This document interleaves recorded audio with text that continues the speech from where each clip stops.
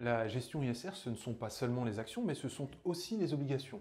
Pour nous en parler, je vais rejoindre Stanislas de Baillencourt, le gérant du fonds Sycomore Sélection Crédit.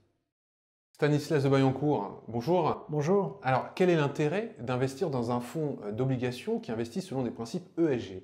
Alors l'intérêt, c'est que l'analyse des critères ESG d'une entreprise nous permet de mieux comprendre son fonctionnement, de mieux l'appréhender et à la fin de mieux mesurer son risque et donc pour nous en tant que gérant d'optimiser le couple rendement-risque de notre fonds obligataire.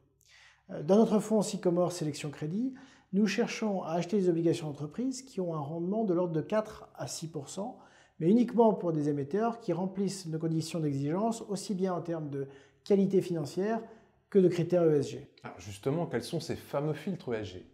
Alors, parmi les 70 critères ESG que nous étudions, nous en avons identifié 6 qui sont particulièrement pertinents dans le cadre de l'analyse crédit.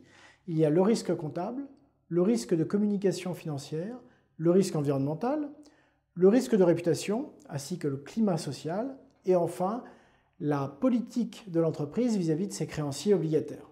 Pouvez-vous nous donner quelques exemples d'investissements? Oui, nous détenons aujourd'hui plus de 80 émetteurs en portefeuille, tels Rexel ou Air France.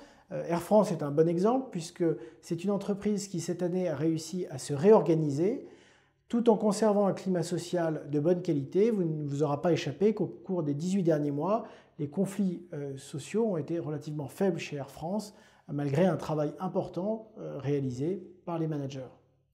Nous avons également, dans l'univers des entreprises de taille moyenne, réalisé de nombreux investissements grâce à la désintermédiation, c'est-à-dire que de plus en plus d'entreprises de taille moyenne se refinancent auprès des marchés obligataires plutôt qu'auprès des banques comme c'était le cas par le passé.